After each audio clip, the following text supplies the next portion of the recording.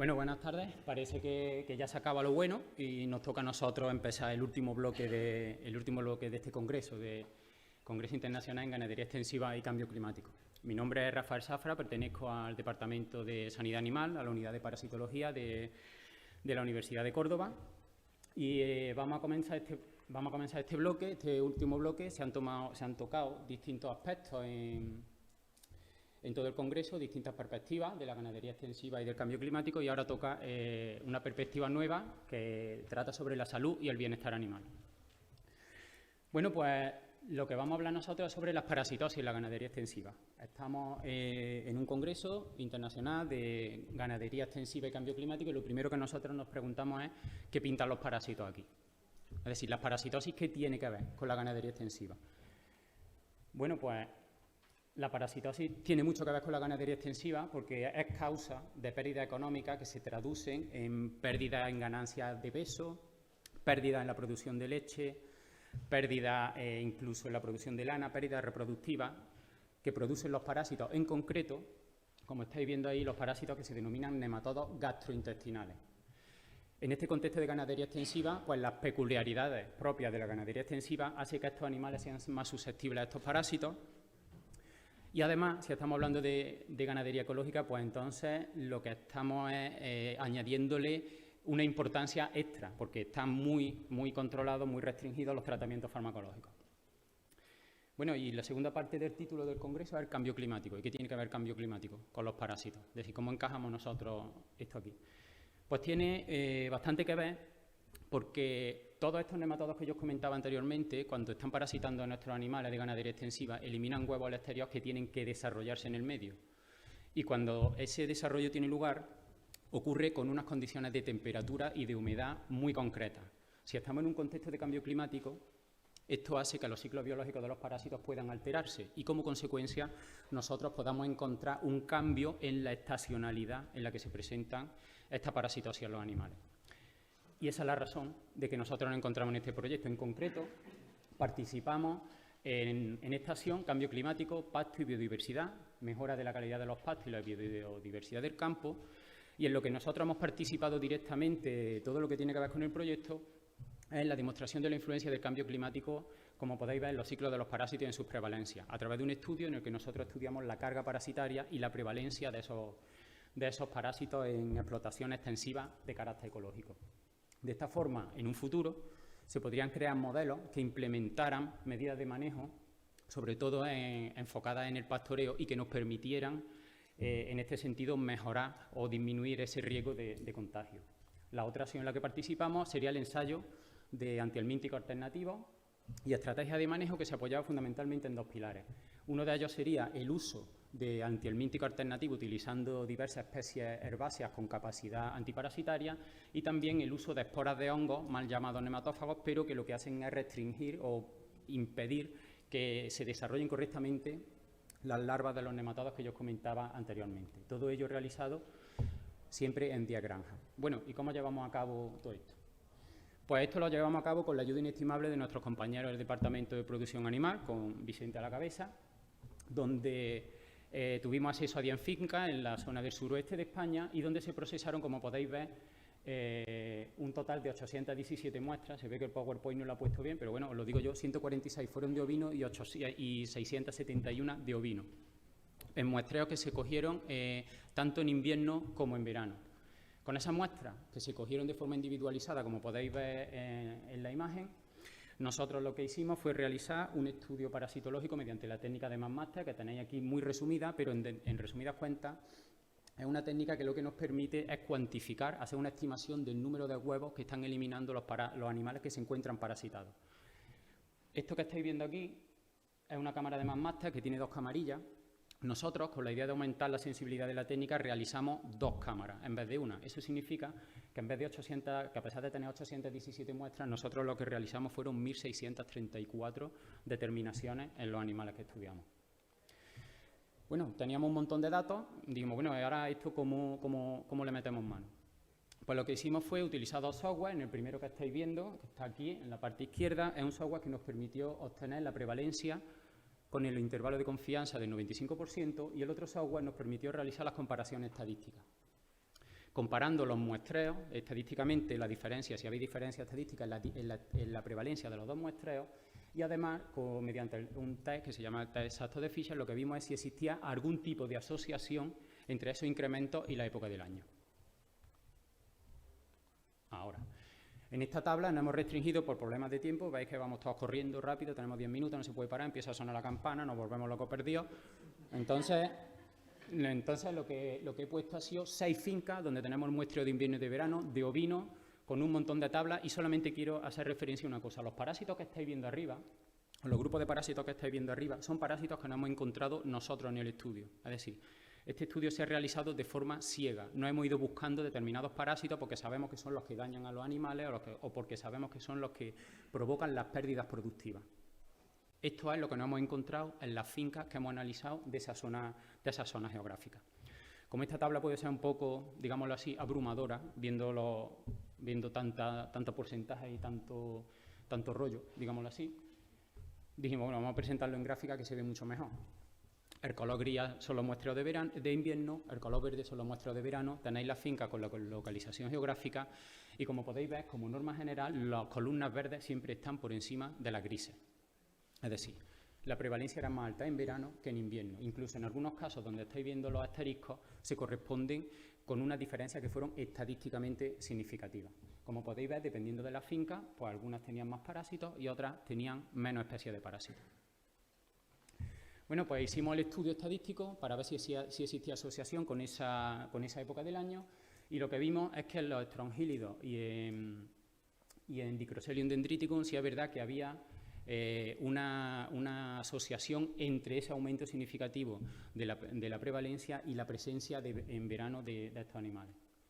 En Eimeria, que es un protozoo, lo que observamos fue unos resultados que podríamos calificar como no concluyentes, porque lo que estábamos observando era que en una finca se vio que estaba asociado en invierno y otra en verano. Para Nematodirus trichurimoniaceae, que son otro tipo de parásitos que estáis viendo aquí, aunque las prevalencias fueron mayores, en verano no fueron estadísticamente significativas, porque además son parásitos que no se suelen presentar con cierta frecuencia, me refiero a la intensidad de parasitación en estos animales. No lo he dicho antes, pero para que nadie se me líe, los Strongylidus son un tipo de nematodos que están englobados dentro de esos nematodos gastrointestinales, ¿vale? Esto es que condensar esto en 10 minutos es como pedirle a alguien que te explique Juego de Tronos. En 10 minutos, pues lo mismo. Respecto a las otras 2 acciones no las pudimos llevar a cabo, luego en la cerveza, en el café, lo que sea, o en el turno de preguntas, si queréis lo discutimos y os lo explico, pero ni pudimos llevar a cabo el estudio de antihelmíntico alternativo, ni pudimos llevar a cabo el estudio de esporas, por eso he puesto no concluyente. Lo que sí hicimos en este sentido fue una ficha de carácter divulgativo donde se hablaba de los antiparasitarios alternativos. ¿Qué conclusiones podemos sacar de aquí? Bueno, pues las conclusiones que sacamos es que, como habéis visto en la gráfica, si no volvemos atrás si queréis, o lo comentamos luego en el turno de preguntas, Eimeria y Strongylidus fueron las especies que estuvieron presentes en todas las explotaciones con las mayores prevalencias. Durante el verano vimos que las prevalencias eran mayores por término general en todas las fincas, en casi todas, y esos resultados coinciden con la observación habitual de estos parásitos. Pero tiene limitaciones el estudio, por eso lo he puesto entre paréntesis. ¿En qué se basan esas limitaciones? Esas limitaciones se basan en que debería de incluirse un muestreo que incluya las temporadas templadas del año, es decir, el otoño y la primavera, porque eso nos permitiría profundizar en el estudio de esta prevalencia y saber si realmente existe una estacionalidad o un cambio en la estacionalidad. Tenéis que tener en cuenta que es normal que en verano nos salgan más parásitos que en invierno, porque por los ciclos biológicos de estos parásitos los animales los han cogido en primavera, que es precisamente donde no teníamos el muestreo. Y los que vemos en invierno lo han cogido en otoño, básicamente. Por lo tanto, sería necesario hacer una implementación de la planificación del muestreo y, por último, lo que os comentaba de los estudios del antihelmíntico alternativo, el tratamiento con esporas, que no fuimos capaces o no se pudo llevar a cabo por distintos motivos. Había otra diapositiva al final que quería comentarla, pero se ve que la han cortado, pero bueno. No sé si conocéis a Edward Wilson. ¿Sabéis quién es Edward Wilson? Edward Wilson es uno de los padres de la biodiversidad, palabra que desde que estoy aquí sentado la he escuchado por lo menos 4 veces hoy. Bueno, pues Edward Wilson decía que era una barbaridad, una auténtica barbaridad, permitir que la selva tropical se destruyera. Algo equivalente a quemar un cuadro del Renacimiento. Nosotros no tenemos selvas tropicales, pero tenemos la dehesa, entre otros ecosistemas. Dehesa donde viven y donde pastan nuestras especies extensivas. Y es igual de barbaridad el permitir que se destruya. Afortunadamente, existen proyectos como este que nos permiten ponerle remedio. Muchas gracias. Y ahora sí.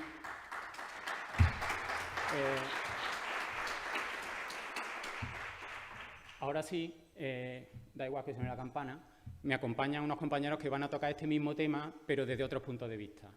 El primero de ellos va a ser Joao Simões, que va a hablar sobre gestión de la salud veterinaria en las explotaciones bovino-lecheras. Después seguirá Óscar García, que hablará de ganadería ecológica y terapia alternativa. Posteriormente hablará María del Carmen García sobre gestión de territorio y raza autóctona. Y le seguirá Olivier Marín, donde va a hablar de la genética al servicio del bienestar animal. Y por último cerrará este panel Telmo Nunes, que nos hablará del seguimiento del impacto del cambio climático en la sanidad animal. Joao.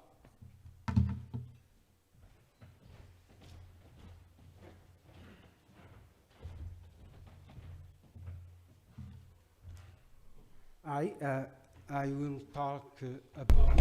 Voy a hablar.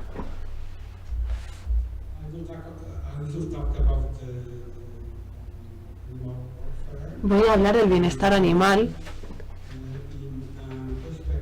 desde la perspectiva del manejo de los rebaños.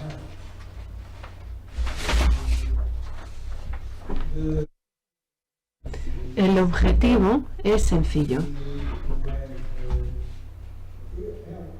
Necesitamos tener animales saludables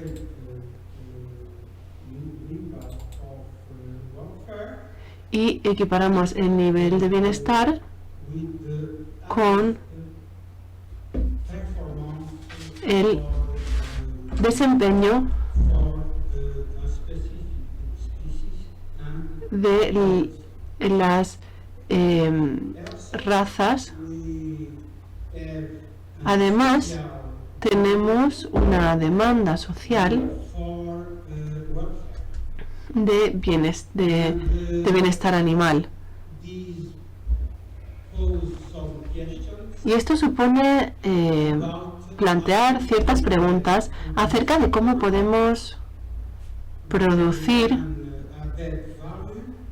productos con un valor añadido, no solo en cuanto a las proteínas animales, sino teniendo en cuenta que tienen que ser proteínas animales que además aporten un valor añadido.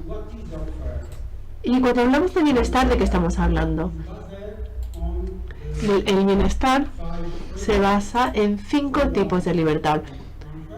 La libertad, estar libre del hambre, estar libre de incomodidad, estar libre de enfermedades,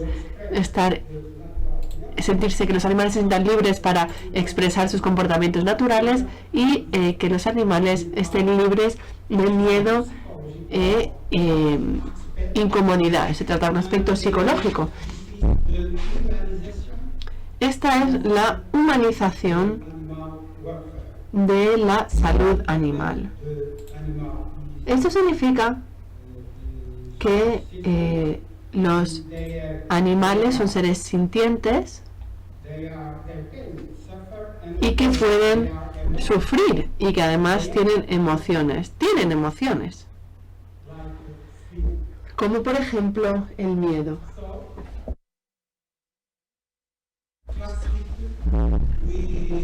Clásicamente, tratamos a los animales en clínicas ambulatorias. Pero a través de los años, esta actividad pasó a ser abordada desde el planteamiento de la gestión del rebaño. Este planteamiento del manejo del rebaño, junto con los planes sanitarios, son lo que fundamentan o los cimientos, podríamos decir, de este aspecto de la salud animal. ¿Pero qué es la salud animal? Clásicamente se entiende como la ausencia de enfermedad. Pero se trata de una visión muy estrecha de lo que es la salud animal. A día de hoy existe un planteamiento holístico basado en el concepto, en un concepto del bienestar total, y hay muchas interrelaciones se entienden las interrelaciones entre los componentes fisiológicos, psicológicos y sociales. Si recuerdan la definición de la Organización Mundial de la Salud, estarán entendiendo que se trata de un planteamiento similar al de la salud humana. Pero hay otros desafíos, como las enfermedades zoonóticas.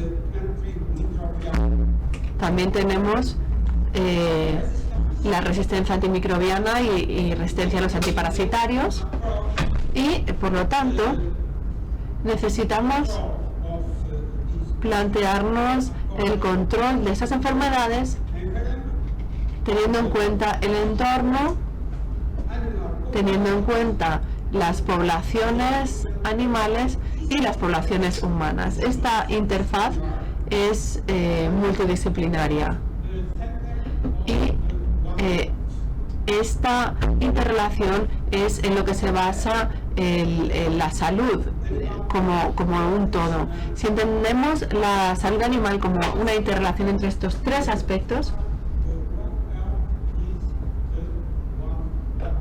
vemos que la salud es el bienestar, entendidos como un todo.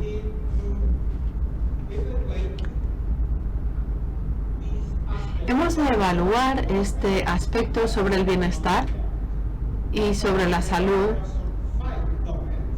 de manera conjunta. Luego tenemos 5 dominios, 5 ámbitos que tenemos que tener en cuenta: la nutrición, el entorno, la salud y la viabilidad.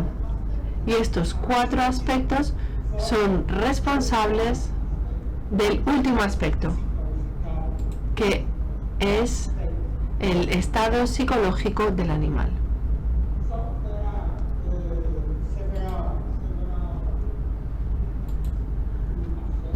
Hay diferentes aspectos que evaluar. Normalmente se pueden cuantificar algunos de estos ámbitos, pero hay partes más difíciles que solo podemos cualificar.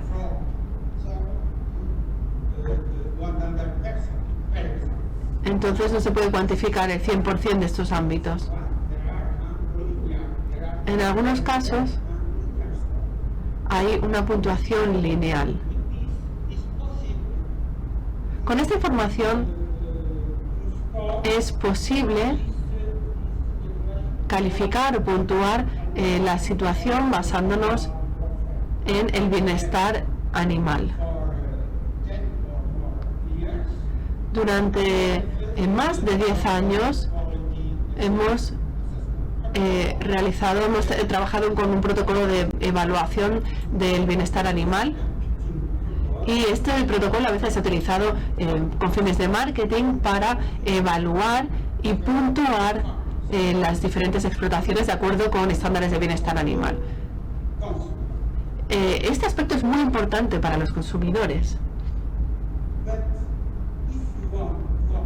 Sin embargo, si queremos tener este planteamiento de salud global, y si queremos conocer el estado de la salud y del bienestar del animal, tenemos que reinventar este concepto, que es un concepto antiguo. Tenemos que hablar de aspectos epidemiológicos, y esto es muy importante. Aquí tenemos un ejemplo de la COVID-19. ¿Y por qué? Porque la situación de salud no tiene como finalidad ver si se tiene o no la enfermedad. La salud depende de la naturaleza del agente, del entorno y del huésped.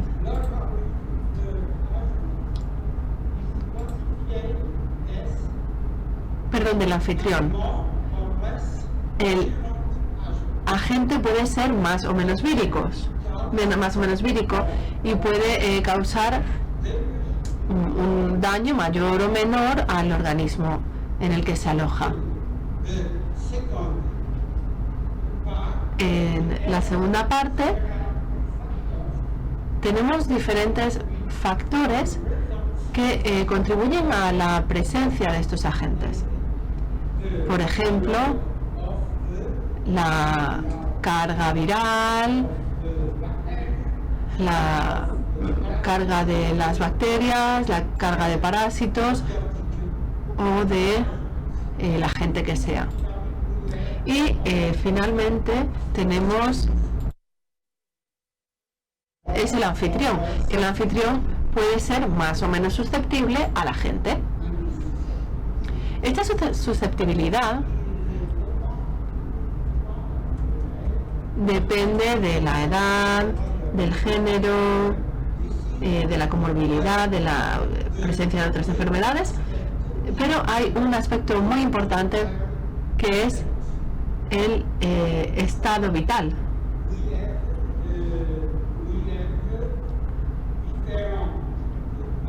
Tenemos diferentes aspectos, por lo tanto, que tenemos que tener en cuenta si queremos prevenir la enfermedad. La enfermedad puede prevenirse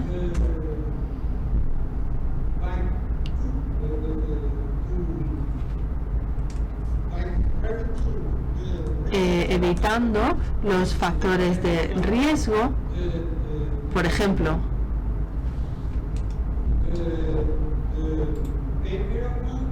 el entorno, teniendo en cuenta la situación del entorno, porque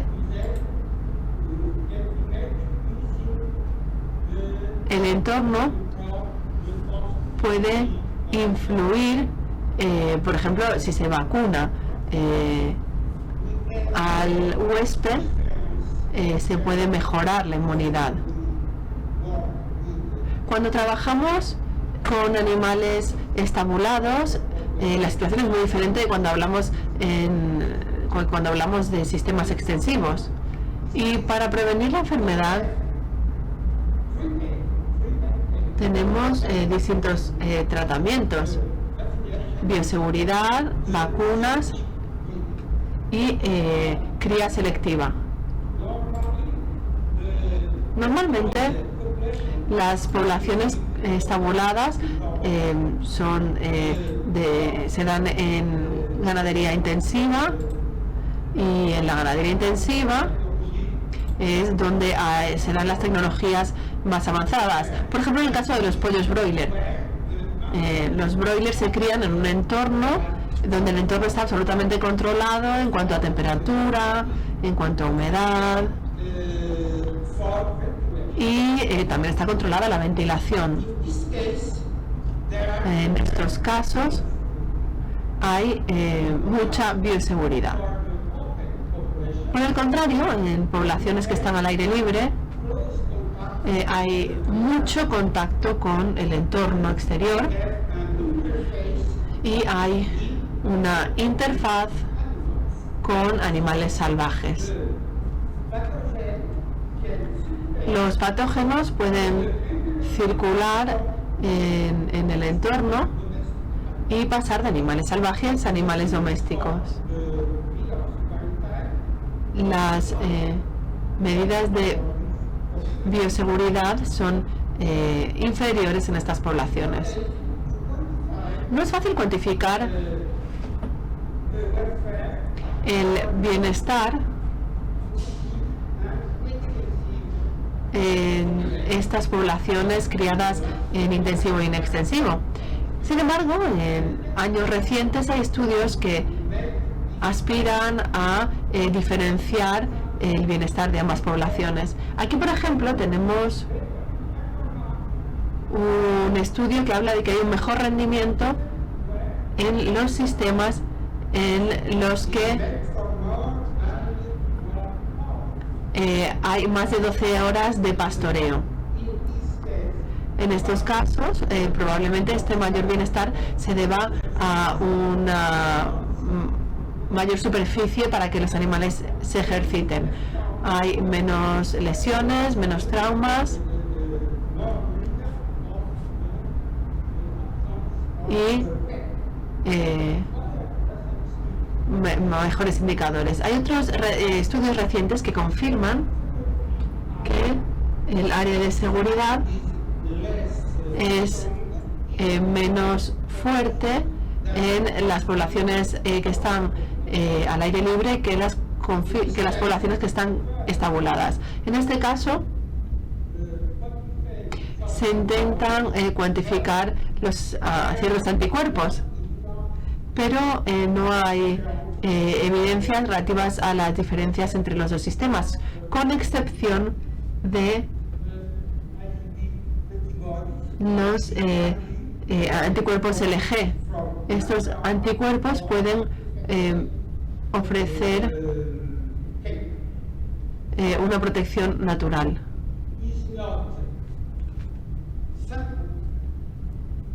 Por lo tanto, lo que quiero decir es que no es fácil evaluar si las poblaciones estabuladas tienen más o menos prevalencia de enfermedades que aquellas que están al aire libre. Otro aspecto es la resistencia a las enfermedades.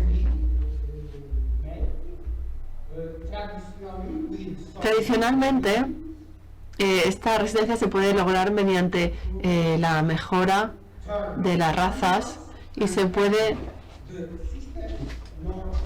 hacer que los animales y los sistemas sean más resilientes a las enfermedades.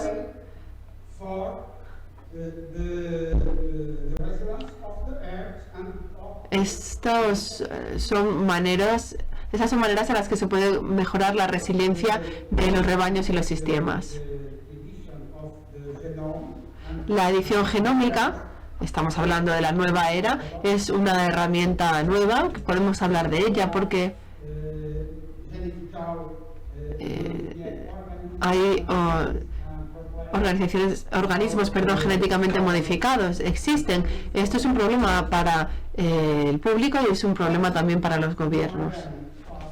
En las explotaciones ecológicas se ha visto que los problemas principales siguen existiendo, es decir, que las explotaciones ecológicas siguen teniendo este tipo de problemas y el control de las enfermedades no es lineal. El control obedece a diferentes factores. No podemos decir que podamos controlar las enfermedades. Finalmente, hay un efecto indirecto del cambio climático en la salud animal. Los efectos son que hay unos cambios, por ejemplo, en los efectos en los ciclos de parásitos. Eso es un efecto indirecto y esto altera los vectores de emergencia de enfermedades, así como luego también tenemos importantes efectos directos en la salud de los animales debido al cambio climático. Por ejemplo, la afección en el control hipotalámico del hambre, así como lo relativo al consumo de alimentos, y también hay cambios hormonales. Se genera más cortisol, los animales generan más cortisol debido al cambio climático, y el cortisol es inmunosupresor, lo cual hace que los animales sean más susceptibles a las enfermedades. Para concluir, quiero decir que necesitamos un planteamiento holístico. Tenemos que tener en cuenta no solo la salud animal, sino también la salud humana y el entorno. Y me parece que el planteamiento de la salud como algo único en su globalidad es el planteamiento que tenemos que seguir en las próximas décadas.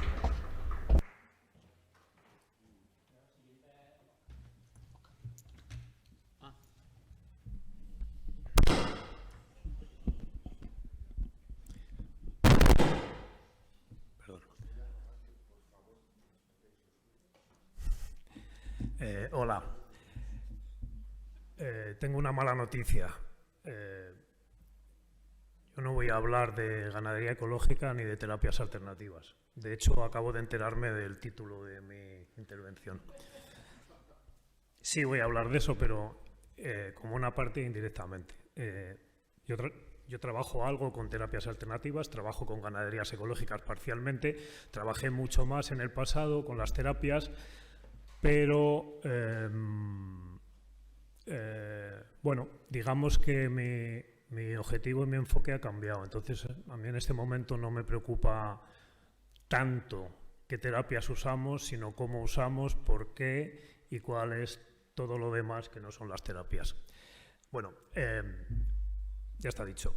Sí se hablará de esto, pero es indirectamente.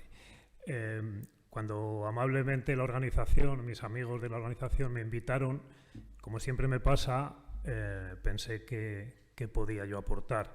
No es una cuestión de falsa modestia, os lo aseguro, pero se me ha quedado confirmado estando en el Congreso, pues con este panel de expertos, investigadores y gente aportando tanto innovación, datos y demás. Bueno, como ya estoy aquí, pues me planteo contar o aportar lo que me parece que puede ser, por un lado, algo útil y que a mí me apetece más. Y es hablar algo a través de mi propia experiencia y trayectoria como veterinario clínico de vacuno, ya de casi 40 años, no yo, la trayectoria. Y bueno, un poco también hablar desde una visión que intenta partir desde la cercanía con los ganaderos y traer un poco su voz. Los ganaderos que son mis clientes de todos los días, pero que además yo los siento verdaderamente como cómplices y como compañeros de trabajo. Así trabajamos allí. Quizá lo que pueda ser bueno, útil o interesante de esto que cuento, de mi trayectoria y hablar con ese hilo y a través de ella, es que en todo este tiempo he hecho un recorrido, a veces por circunstancias y a veces por buscando las cosas que más me gustaban y apetecían, desde una muy primitiva ganadería de producción de leche familiar, pequeña, anticuada, artesana. Viví el momento de la modernización, posteriormente de la industrialización. Después me acerqué a la ganadería extensiva y he vivido en todos estos años los cambios que han ido sucediendo. Hace 20 y tantos años también empecé a trabajar con la ganadería ecológica. Eso fue una revolución para mí, para mi mente. A través de ese acercamiento a la ganadería ecológica también he conocido todas las últimas, vamos a decir, novedades para mí. El planteamiento holístico, la agricultura y ganadería regenerativa, los proyectos de carne de pasto, etcétera. Y de todo, y es la parte que para mí es un poco significativa y me hace situarme y puede dar una cierta coherencia a mi caos mental, es que he tenido la oportunidad de transferir conceptos, conocimientos, técnicas, ideas en general desde unos modelos a otros. En ese sentido, si me tuviera que situar, me situaría en una posición fronteriza, es donde vivo. Bueno, sabéis que las fronteras son sitios duros, pero también son muy interesantes y necesarios. Bueno, para dar un poco cobertura a todo esto y consolarme un poco, me atengo como argumento de autoridad a mi admirado Boaventura Sousa Santos e intento o propongo vivir en los límites del sistema intentando crear espacios de emancipación y libertad, si es posible, y con un mecanismo de continuamente estar entrando y saliendo, o lo que él ilustra como navegar por cabotaje. Bueno, a través de todo esto empiezan a surgirme, o desde ese planteamiento, algunas cuestiones ya más referidas a la ganadería extensiva, ¿no?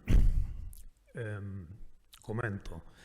Me parece que no es el caso de este congreso, casi seguro, pero es muy frecuente por un poco tanto en el espacio público, en la política y, bueno, en general en la sociedad. Hay una simplificación tremenda con el tema de la ganadería, en este caso. Ganadería extensiva o ganadería intensiva. Dos extremos polarizados entre los que parece que no existe nada más que el vacío. Ganadería ecológica o ganadería convencional. Pastoreo o estabulación. Bueno, esto, aparte de ser una simplificación que contiene un montón de errores, me parece que es injusta porque deja fuera una cantidad de realidades que son con las que yo y otros vivimos en el medio rural, muy diversas, muy aprovechables y, en cualquier caso, proyectos personales completamente respetables. Además, hay bastante maniqueísmo, como siempre en estas cosas, y entonces todo se establece entre bueno o malo. Esto es lo bueno, esto es lo malo. Tanto desde un lado como desde otro, claro. Ese sí es fácil. Este planteamiento, más allá de una reflexión sobre si sea injusto o sea suficientemente aclaratorio, me parece que tiene un problema para lo que aquí nos trae, para la necesidad de cambio, que creo que todas estamos de acuerdo en que es urgente, ¿no? La necesidad de cambio, si dejamos fuera todas esas experiencias, todas cosas que sería difícil calificar estrictamente como intensivo o extensivo, artesano o no artesano, ecológico o medio ecológico, dejar fuera todo eso supone no atender a una herramienta que me parece imprescindible, que son los modelos intermedios o de transición. Y además a construir el cambio no desde arriba, como si viniéramos de Marte, sino con lo único que tenemos, con los elementos verdaderos de nuestra sociedad rural, con los productores. Habrá quien pueda, habrá quien no pueda, habrá quien quiera o quien no quiera, pero o nos ponemos a trabajar, a mi juicio, o nos ponemos a trabajar ahí o no hay nada que hacer. La experiencia un poco mía con la ganadería ecológica ha sido también un poco esto. Creo, tanto en la versión productiva como en la versión distribución, grupos de consumo, etcétera, pues es que nos hemos instalado, me incluyo, en uno de los extremos, el más purista o radical en cierto modo, creo que bastante exclusivista en algunos casos, y hemos dejado un enorme terreno libre otra vez a la industria, a la agroindustria, que también ocupa inteligentemente todo ese espacio. Bueno, por ir un poco más, y además me engancho un poco con cosas que ha contado. Otro error que me parece de consideración al hablar así de ganadería extensiva es considerar desde algunos momentos que con decir ganadería extensiva ya está resuelto el problema del bienestar y la salud. Es evidente que no, es evidente todos los riesgos y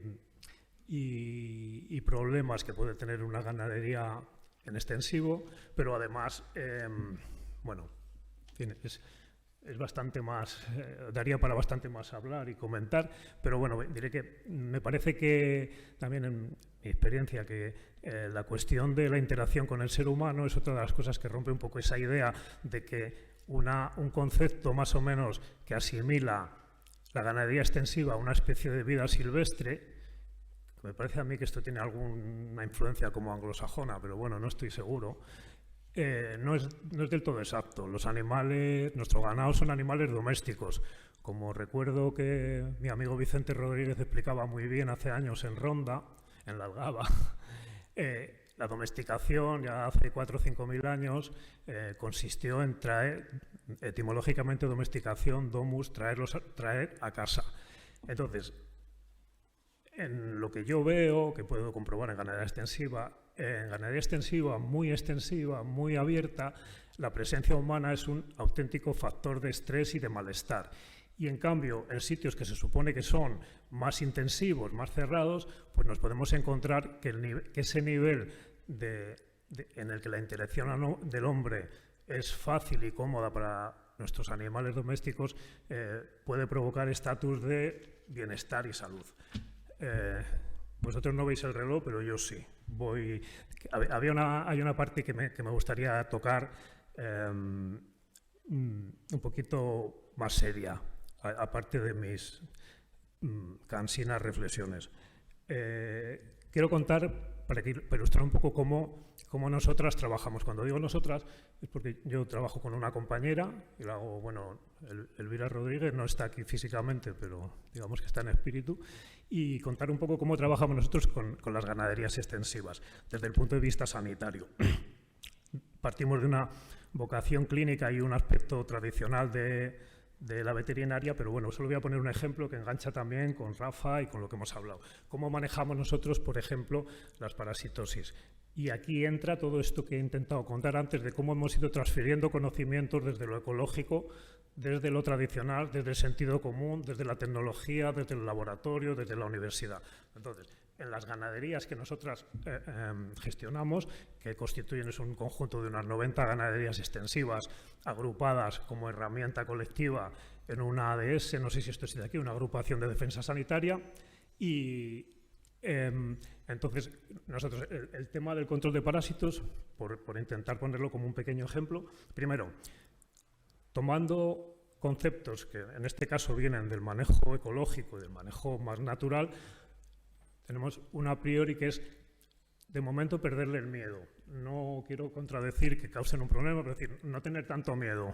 Pensar que una cosa son las enfermedades parasitarias, que lo son, y otra cosa son los parásitos, que son, en el fondo, una forma de vida y que forman parte, mientras no se desequilibren, del conjunto el conjunto de la ecología de la zona. A partir de ahí, y con esa premisa de preocuparnos, pero no preocuparnos tanto, nos ponemos más analíticos y en nuestro trabajo nos dedicamos una gran parte del tiempo, en colaboración con 2 universidades de Madrid, a muestrear animales. Muestreamos continuamente heces, enviamos para hacer McMaster y demás. Tenemos una información, bueno, no tan elaborada como la que Rafa comentaba, pero bastante fiable, y tenemos una epidemiología, aunque sea a un nivel un poco sencillo, de nuestra zona. Sabemos lo que hay. Es decir, jamás desparasitamos, hacemos un tratamiento antiparasitario sin tener antes una evaluación de la situación y unos datos. Aparte de eso, intentamos modificar un poco las condiciones, es decir, dentro de la dificultad enorme estructural que tiene esto en las ganaderías normales, intentar que haya rotaciones, separar lotes, en fin, todo lo que es el manejo clásico. Y por otro lado, eso, minimizar los tratamientos, hacemos muy pocos. Cuando los hacemos, que sean muy selectivos sobre grupos de animales, no necesariamente sobre todo el rebaño, con los productos lo menos agresivos que podamos, descartando ivermectinas y otros deltametrinas y cosas súper nocivas para la fertilidad del suelo, e intentando dar cancha a ese mecanismo lento pero fiable, que es crear resistencia antiparasitaria a base de tiempo, a base de desafío, porque si no hay desafío no hay resistencia, y a base de selección genética, aunque sea muy primaria. Y con el resto de, bueno, intentando explicar esto, con los parásitos es muy fácil de ver, intentamos trabajar desde ese punto de vista. Aplicamos terapias alternativas en algunos casos, con ciertas dificultades, y con todo este marco. Con otras enfermedades, como las enfermedades víricas, hacemos lo mismo, nos basamos mucho más que en tratamientos y vacunaciones, en continuamente hacer serologías y monitorización de cómo tenemos los rebaños, tanto individualmente como colectivamente en la zona, y con otros temas pues parecidos. Me hubiera gustado hablar de la sanidad oficial, del tema de tuberculina, que mi amiga Irene de Miguel ha comentado, y en una lucha que hemos compartido desde el sector absolutamente crítico a lo que se estaba haciendo, pero bueno, ya habrá ocasión. Y en el resto de nuestro trabajo, pues la parte clínica, de atender urgencias, de atender partos, de cuidar a los animales jóvenes, de proteger a los terneros y de cuidarlos a todos los niveles, en un concepto muy, muy clásico de la veterinaria, pues sigue siendo el corazón de nuestro equipo y lo seguimos haciendo. Creo que se relaciona también con una filosofía de cuidados y de ganadería y se relaciona mucho con esta cuestión de los posibles modelos intermedios, porque eso es mucho más posible en modelos intermedios y cercanos más que en los grandes proyectos extensivos demasiado inabarcables. Aquí lo dejo y muchas gracias.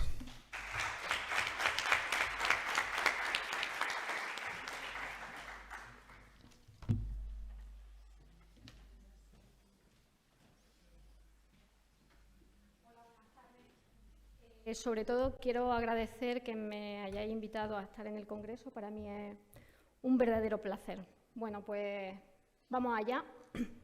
Lo voy a enfocar también desde un punto de vista de la salud y el bienestar animal, pero con un concepto, por una sola salud. Ya lo ha anticipado ante nuestro compañero, y es porque todo está relacionado. Y creo que la ganadería extensiva tiene su salvación relacionándola con esos ecosistemas. Por eso una sola salud, One Health, recoge la idea de que la salud humana, la salud animal y la salud de los ecosistemas tienen una interrelación conjunta. Y lo vamos a ver. También nos lo enseñaban en el colegio. Nos enseñaban en el colegio la relación animal-solo-planta. No entendíamos que las plantas crecieran si no había animales para que pudieran estercolarlas, ¿no? Y que ese suelo estuviese vivo. Entonces, es una de las grandes cosas que no debemos de perder nunca de vista, ¿vale? La salud mundial.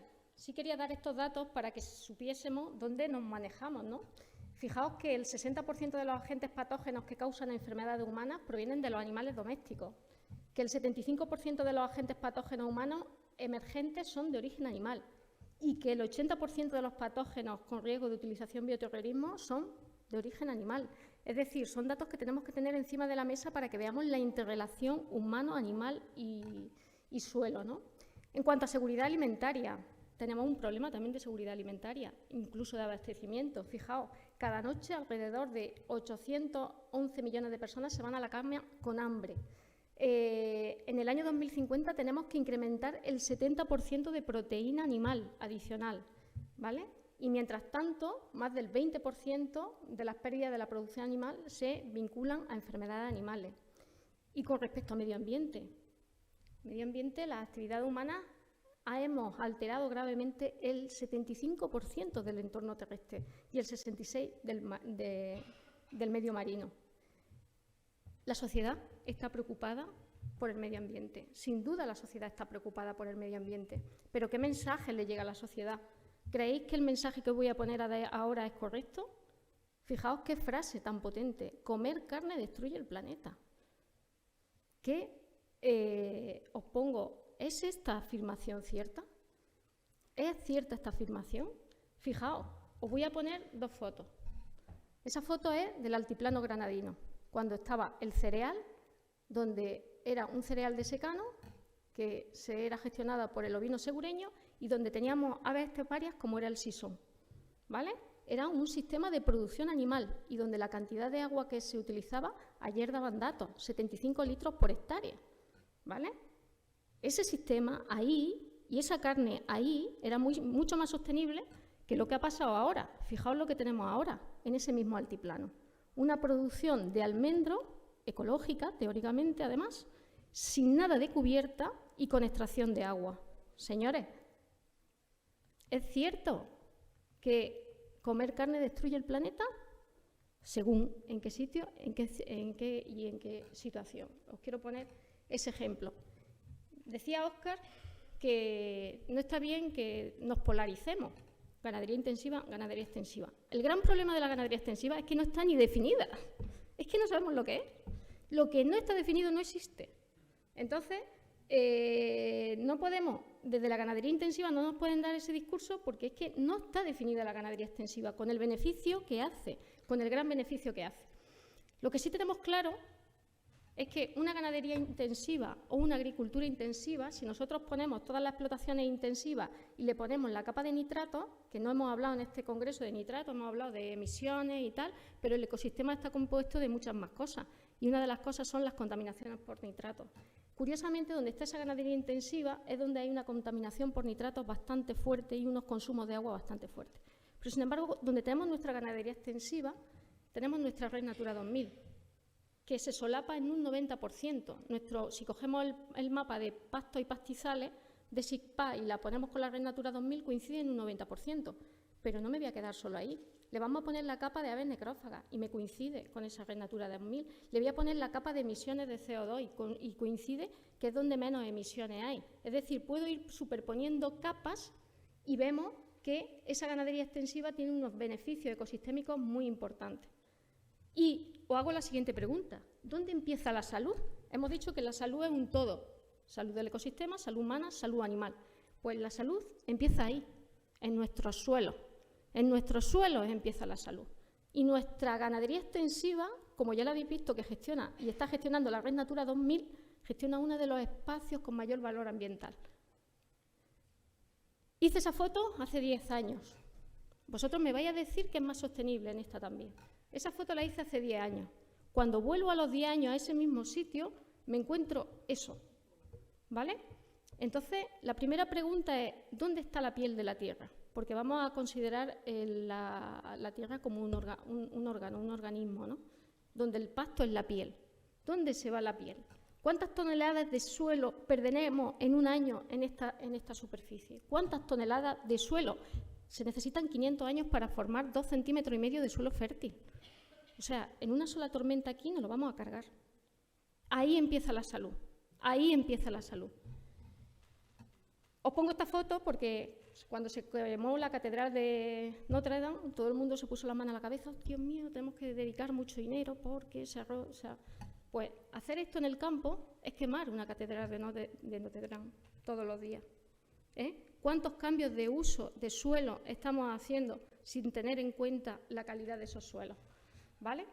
No lo digo yo, lo dicen las estadísticas del Ministerio. Si cogemos la variación de las distintas superficies entre el 2020 y el 2010, vemos que la superficie de erial a pasto ha disminuido un 41,2%, que los prados naturales han disminuido un 12,7%, que han aumentado los leñosos y que ha aumentado los forestales. Tendemos a la polarización. ¿Intensificamos o abandonamos? ¿Intensificamos o abandonamos? Entonces tenemos que tener en cuenta todo eso. Y tenemos que ser conscientes de que nosotros firmamos la Cumbre de París, en la que nos obligábamos a aumentar el carbono orgánico en los suelos un 4 por 1000. Fijaos, este estudio, si pasamos una tierra de pastoreo a tierra arable, estamos perdiendo en 20 años el 55% de carbono orgánico. Por tanto, cuando tenemos un pastor extensivo, está protegiendo todo esto. Este fue el día que acompañé a ese hombre que veis ahí en primera imagen, todo lo que yo me fui encontrando y todo lo que debería de poner su carne a la hora de venderla. Y si yo tengo que estudiar la biodiversidad o la variabilidad que me voy a encontrar en esta plantación, creo que voy a terminar muy rápido y además con esa gran pérdida de suelo que estoy teniendo en una sola tormenta. Suelo. Ahora bienestar animal. Bienestar animal también ha hablado nuestro compañero, que según la Organización Mundial de Sanidad es libre de hambre, de sed y de desnutrición, libre de temor y angustia, libre de molestias físicas y térmicas, libre de dolor, de lesión y de enfermedad y libre de manifestar un comportamiento antinatural. Tenemos nuestra ganadería extensiva. Es lo más similar de que un animal pueda estar en ese comportamiento. Óscar, podemos irnos luego a las distintas variaciones, pero el problema es que no tenemos ni lo que está claramente definido. Ahí tenéis el bienestar de nuestros animales en extensivo, ¿vale? Ahí tenéis el bienestar de nuestros animales extensivos. Y la pregunta es, ¿la diferenciamos todo esto a la hora de comprar? ¿Nosotros diferenciamos nuestro suelo, nuestro bienestar, todo esto a la hora de comprar? La respuesta es que no. Fijaos, si yo tuviera que hacer esto con un matriusca, en la primera tendría las chuletillas de carne, pero es que la ganadería extensiva incorpora, se hace mucho más grande, porque no solamente es la venta de carne. La ganadería extensiva es carne, produce carne, pero también produce un paisaje porque gestiona territorio de alto valor ambiental, mantiene ecosistemas, sirve de corredor ecológico, incrementa la materia orgánica del suelo. O sea, la ganadería extensiva es algo más que la producción de carne propiamente. Pero nos pasa una cosa súper curiosa. Se lo ponemos fácil, ya que tiene tantos beneficios, en vez de perjudicarlos con la paz y tal, no sé qué, no sé cuánto, se lo ponemos fácil, nada más lejos de la realidad. Cuanto más extensivo eres, más problemática tienes. ¿Por qué? Porque aparte de tener los problemas sanitarios que todos los compañeros han estado comentando, pues tenemos el problema en el movimiento pecuario, en el problema en el coeficiente de admisibilidad de pastos, tenemos problemas en la activación de derechos, tenemos problemas en los contratos de pasto y de superficie, en la gestión de cadáveres y identificación. Es decir, que cuanto más extensivo eres, más beneficios aportas, pero más problemas burocráticos va a tener. Fijaos, pongo un ejemplo de todo el plan de inspecciones que tenemos sanitarias, un montón de inspecciones, nosotros vamos a campo con un montón de folios y aquí nos diferenciamos la ganadería extensiva de la ganadería intensiva. Y podemos hacer preguntas como esta. Una de ellas es, ¿hace usted análisis físico-químicos, microbiológicos y organolépticos del agua? Esa pregunta, en un abrevadero donde está el sapo partero, en un parque natural en lo alto de la sierra, imagínate el impacto que puede tener. Entonces, el no diferenciar la ganadería extensiva de la ganadería intensiva nos puede llevar a cuestiones como esta. Por tanto, los beneficios de la ganadería extensiva son muchos que no están pagados y tiene más problemática que no está solucionada. Todo pasa porque esa carne, cuando vayamos a comprar carne, seguro que vosotros habéis ido alguna vez al supermercado, al Corte Inglés o lo que sea, habéis dicho, dame chuletilla de cordero. Pero nadie ha dicho de dónde viene esa chuletilla de cordero, si es de una explotación extensiva o una intensiva, y por eso tenemos que vincularlo a salud. La pregunta es, ¿compramos mirando cómo se produce un producto, apostando por la calidad? ¿Las administraciones hemos hecho lo suficiente para la diferenciación de ese producto y la apuesta por la calidad y el medio ambiente? Bueno, solamente y para acabar y para ajustarme a los tiempos, como conclusiones creo que es importante que empecemos a valorar la ganadería como algo que es saludable y sostenible y que ese vínculo tiene que ir de la mano, saludable y sostenible. Que las enfermedades comunes vinculadas a la exposición alimentaria y a la dieta desequilibrada avanzan, y que esta puede ser una forma de pararlas, ¿no? Que la transformación agroalimentaria debe tener en consideración la producción ganadera extensiva e incluir el bienestar y el mantenimiento de los suelos y los acuíferos como una premisa. Que debe de existir un plan integral de la ganadería extensiva y que los productos están claramente diferenciados, son el sello de saludable y sostenible. Que no olvidemos nunca la pirámide de la alimentación, donde la carne no nos la quitan, la carne tiene que estar presente y esa pirámide tiene que incorporar eso también, saludable y sostenible. Que nuestra ganadería mantiene territorios de alto valor ambiental y nuestras razas autóctonas. Tenemos 180 razas autóctonas, de las cuales 121 están en peligro de extinción, y tenemos una vaca como, por ejemplo, la pajuna, que hay 500 en todo el mundo, y hay más linces que vaca pajuna, y tenemos que ser conscientes de esto. Que no... os quería poner esta foto por lo que salió ayer de la gestión del territorio y cómo es posible que esta práctica, como es en cultivo leñoso, esté prohibido el pastoreo para la gestión de la cubierta vegetal en el ecorregimen de cultivo leñoso. Ahí tenéis que esa sería una de las mejores formas para gestionar esa cubierta vegetal de cultivo leñoso. Y para terminar, quería hacer una mención a todos los pastores y ganaderos que son los que hacen posible la ganadería extensiva y que no nos acordamos de ellos. Y eso es un gran problema. Tenemos que tener visión global si queremos proteger el mundo, y todo empieza por el suelo. Muchas gracias.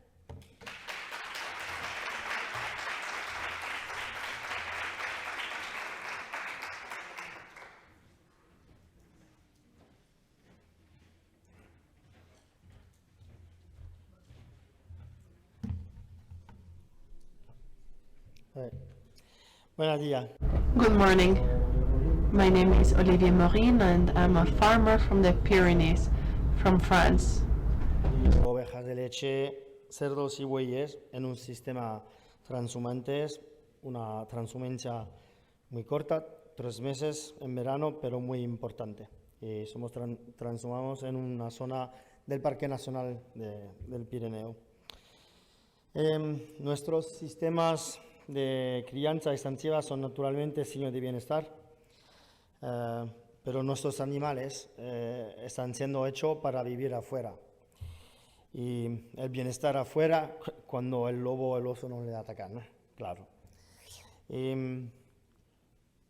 Voy a hablar de la genética, pero hacemos un trabajo muy especial sobre la genética de las razas autóctonas con el CORAM, el colectivo de las razas de Massif, y soy presidente de un organismo de selección localmente en el Pirineo de 3 razas autóctonas de oveja de leche, la lacha cabeza roja, cabeza negra y la viernesa.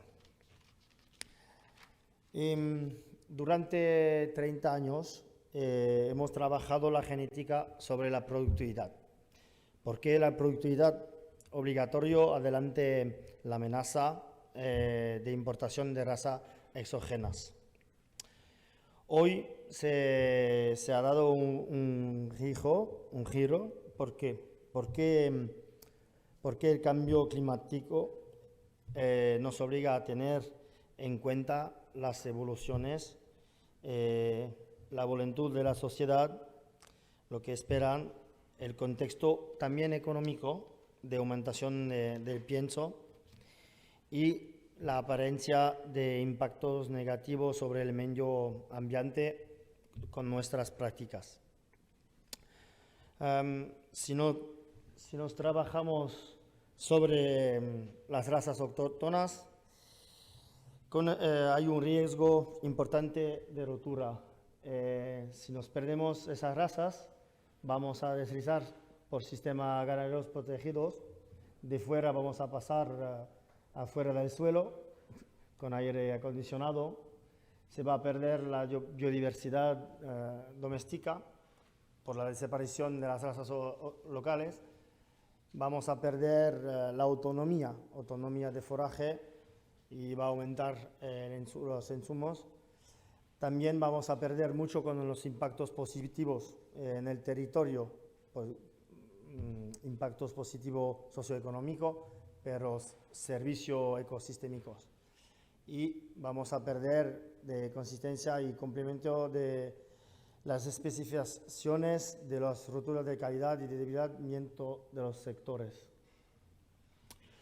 Para nosotros la genética, la selección es una palanca para mejorar el bienestar animal.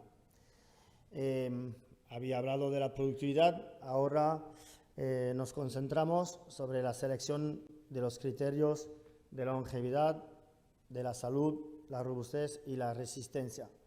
Resistencia a las enfermedades, mamitis, parásitos, dolor de piernas y vivacidad al nacimiento de los corderos.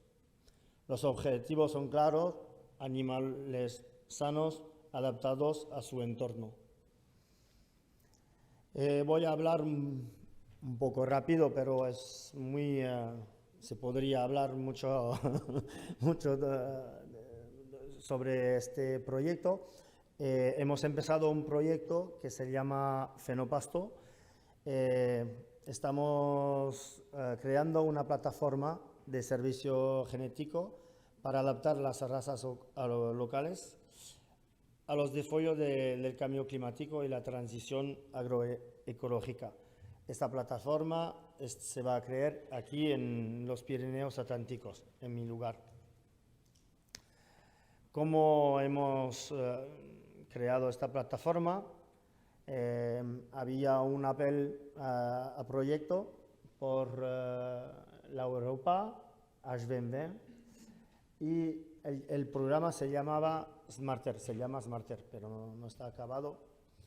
Y nos han solicitado para preparar los animales de mañana y para nosotros preparar las ovejas de mañana.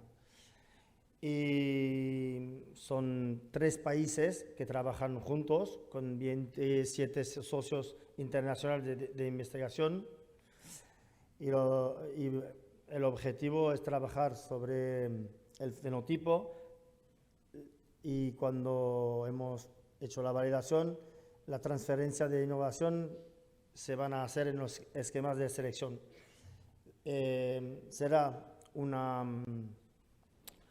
Serán competencia, innovaciones que se podrían comunicar o ayudar a otras razas autóctonas que quieren trabajar sobre esos criterios. Para evitar el sufrimiento de los animales, la palanca genética, nosotros trabajamos colectivamente. Una palanca colectiva y sostenible que acelera los mecanismos de adaptación. Es simple, no estamos modificando o creando otro animal, no, solo estamos analizando cuáles son los animales que en el mismo lugar se adaptan más o mejor que los otros. Y este progreso genético es acumulativo. Se puede obtener 10 a 20% de progreso genético en 15 años. La necesidad de trabajar tanto a la adaptación de los animales a la escala de la raza como de los sistemas de cría. Decidir de los criterios de selección. Aquí, concretamente, vamos a trabajar sobre las emisiones de gas, pero la emisión de gas viene de la digestión, no sé cómo se dice, la digestión, la valorización del pasto de los animales. Y todos los animales no tienen la misma valorización y algunos van a producir más de gas que los otros. Pero hay la genética, pero también necesita junto trabajar sobre las prácticas. La eficiencia alimentaria, la capacidad para valorizar el recurso pastores también, pero hay en nuestros lugares las ovejas producen más que antes, pero la genética, claro, pero también mejor pienso producido con la mecanización, la meteo, etc. Y hoy los animales comen buena comida todo el año o en invierno en la granja, pero para valorizar lugares donde la hierba es un poco más buena que la que hay en altitud, necesita trabajar sobre una oveja. Son los criterios de lo que apelemos la rusticidad. No hemos perdido, pero necesita continuar a trabajar sobre eso. Y yo, por ejemplo, un ejemplo y el criterio sobre el cual vamos a trabajar mucho y vamos a empezar, pero hay una urgencia, es sobre, hemos hablado de este problema, la resistencia a los parásitos. Un ejemplo, hoy yo no puedo utilizar más de productos, pero con el producto leche no se puede utilizar las materias activas cuando ordeñas. Y también los parásitos resistan. Y también otro problema es que hemos constatado que estos productos son muy malos, han un impacto muy negativo sobre la fauna,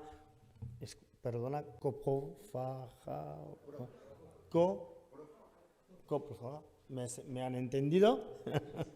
Sí, habíamos constatado que los escarabajos estaban cuando comían.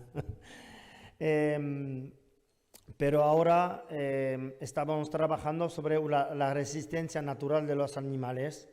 Es simple, en la población de oveja hemos constatado que hay ovejas que naturalmente están resistentes. Y después, ahora 2 años, con la inseminación, podemos difusar semilla de machos que van a difusar la resistencia natural a los parásitos.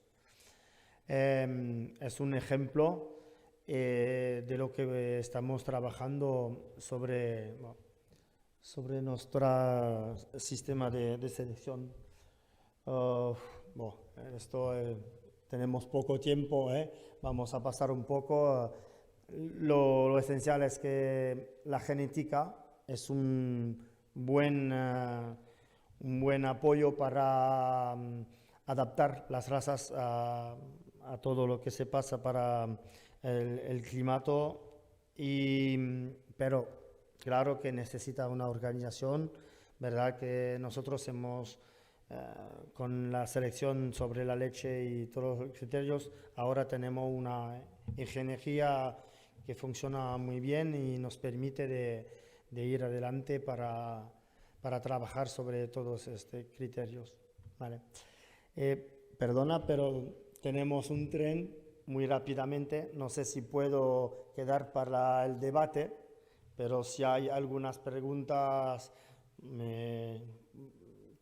hay mi contacto, o pueden llamarme o contactar nuestro colectivo.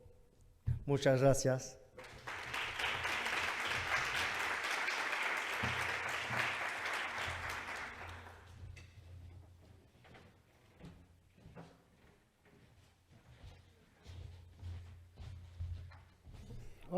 Hola, buenas tardes. Primero quería agradecer la invitación de participar en el congreso y hacer mi presentación. Voy a hacer la presentación en inglés, de otro modo de los 10 minutos estaría 5 procurando palabras, ¿sí?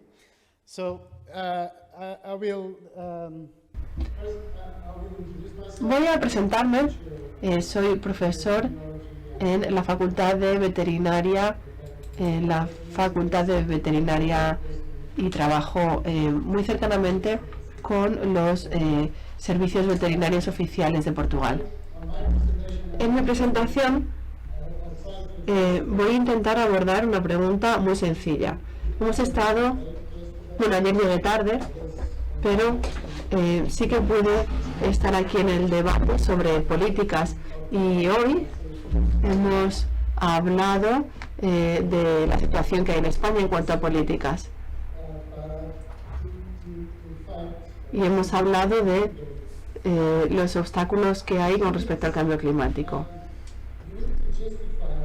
La cosa es que tenemos que justificar esas inversiones que se están haciendo, esas políticas, esas inversiones. Y hoy día tenemos mediciones del impacto que tiene el cambio climático en la salud animal.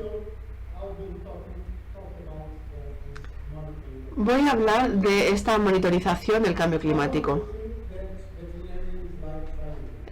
A los veterinarios van a pensar que a los veterinarios nos gustan mucho los triángulos, porque yo traigo otro triángulo epidemiológico. Lo único que quiero decir con este triángulo aquí es que todo es una cuestión de equilibrio. Y por supuesto, este equilibrio entre la gente, el entorno y el huésped, es un triángulo que podemos pensar que tenemos controlado, un equilibrio que tenemos controlado. Pero el problema es cuando tenemos factores externos que afectan a este equilibrio. ¿Y qué podemos esperar que suceda con el cambio climático que se ha predecido? Bueno, aquí voy a centrarme en la zona mediterránea. Lo que podemos ver aquí es que esperamos que haya temperaturas más altas,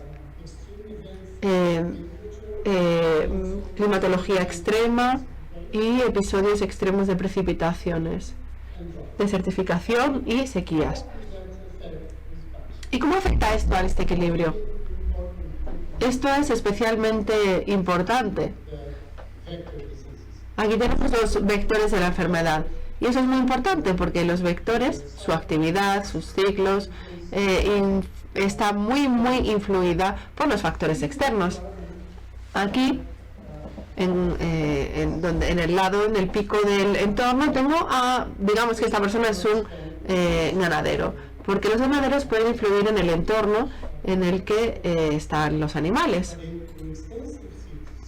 En los sistemas extensivos hay ciertas limitaciones con respecto al impacto o al efecto que puede tener el ganadero o la ganadera en el entorno.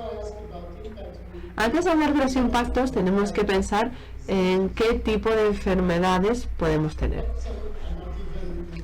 Algunas ni siquiera no son enfermedades infecciosas, son por estrés.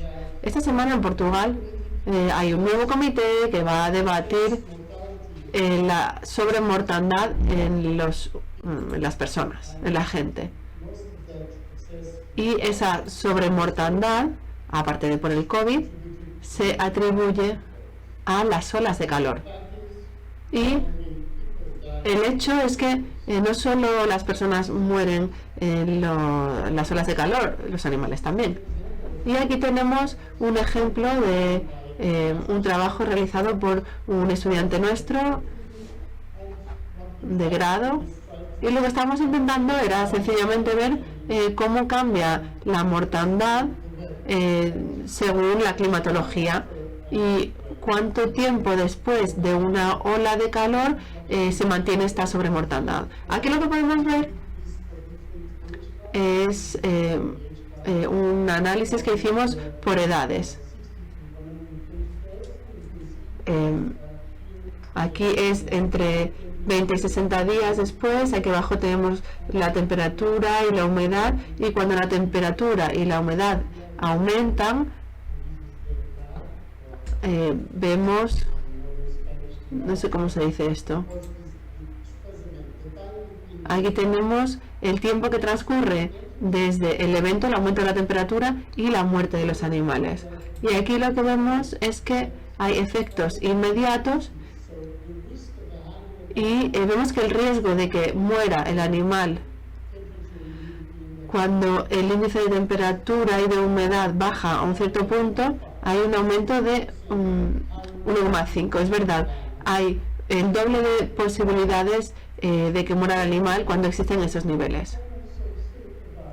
Y luego además tenemos que pensar en enfermedades vectoriales. Hay buenos ejemplos. No tengo que mostrarles esta tendencia que ya hemos visto de enfermedades por vectores, porque sabemos que la lengua azul antes era una cosa muy infrecuente en Europa y ahora la tenemos hasta en Noruega. Luego tenemos otras enfermedades como la enfermedad de la piel dermatosa. Luego también tenemos la fiebre hemorrágica de Crimea-Congo, la fiebre del Nilo Occidental, la fiebre del Valle del Rift, etcétera. Son tan solo algunos ejemplos, hay muchos más. Pero luego también tenemos otras enfermedades. Algunas ya las conocemos, por ejemplo, la tuberculosis bovina. La sequía extrema puede aumentar el riesgo, por lo menos en Portugal, tenemos un problema con la tuberculosis bovina, y es que la enfermedad está circulando en los animales salvajes, poblaciones que no podemos controlar. Entonces, cuando hay temperaturas extremas y mucha sequía, si no gestionamos bien las fuentes de agua, las charcas, lo que sucede es que hay un mayor contacto entre animales salvajes y animales domésticos y hay una mayor transmisión. Y luego tenemos la leptospirosis.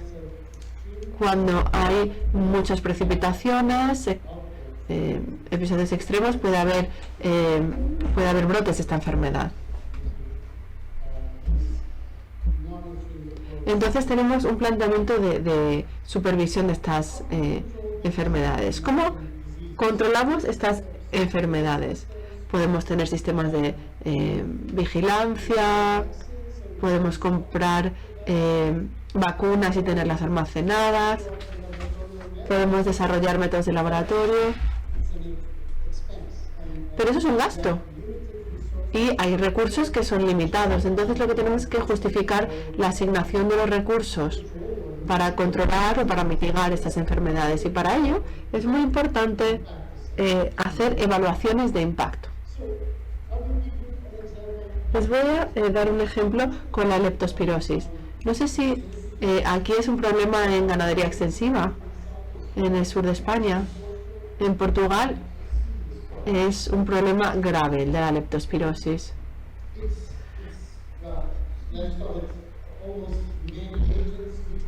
Hay muchos agentes, muchos grupos. Es una cuestión del equilibrio, de nuevo. Hay un serotípico específico que está adaptado a un huésped específico, y cuando exponemos diferentes huéspedes a este tipo de serotipo, lo que tenemos es una enfermedad más grave. A comienzos de los 2000 tuvimos un brote grave de leptospirosis en Portugal. El año 2020 fue un año muy seco, y a finales del invierno de 2021 hubo mucha lluvia en el sur de Portugal. Lo que me contaban los colegas era que estaba habiendo mucha mortalidad. Pero una cosa es decir, hay una alta mortandad, y otra cosa es decir, a ver, ¿qué significa esto en cuanto a cifras? ¿Esto en qué se traduce? Para conocer en qué se traduce esto, tenemos que conocer las poblaciones, luego tenemos que ver cuál es la mortandad habitual, y luego ver si hay una sobremortandad. Conocer la población es importante si queremos ver cuáles son las amenazas, porque podemos tener, tenemos que ver el país, ¿no? En el Alentejo tenemos más bovinos, en otro hay que ver cuáles son las especies por zona. Vemos que hay una fluctuación entre invierno y verano porque hay una estacionalidad. Tenemos que calcular, por lo tanto, la población, y para ello hemos tomado los datos de todos los animales que estaban entrando y saliendo, exportaciones, nacimientos, sacrificios, etcétera. Y así es como hemos calculado el índice de mortandad, y vemos que hay un efecto de estacionalidad, hay más mortandad en invierno. Eso es algo que era previsible hasta cierto punto, y como pueden ver aquí, en enero de 2021 tuvimos un pico de mortandad que prácticamente se duplicó. El gráfico no aparece completo, pero bueno, en cualquier caso, tenemos que ver cuál es la mortandad previsible, y lo que ven aquí es que la convergencia, bueno, no es perfecta, pero lo que vemos aquí es que la línea roja, bueno, falta algo, pero la línea roja es la mortandad previsible, no se puede ver bien, pero bueno, lo que vemos es que hay un aumento de la mortandad en ese periodo, pero también hubo un aumento de la mortandad en periodos anteriores. Aquí pueden ver que no hay un cambio, esta línea de aquí, y en cuanto a mortalidad de leptospirosis, vemos que hay un aumento considerable de la mortandad, así como vemos que hay un aumento previo de la mortandad y un aumento previo de la mortandad en el verano anterior. ¿Qué podemos decir con este planteamiento? Bueno, podemos hacer un cálculo y decir que 3/4 partes de los animales que murieron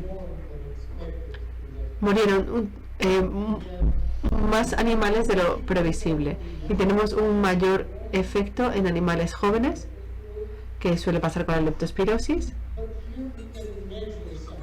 Pero aquí sí que podemos medir algo, podemos decir, vamos a hacer cálculos.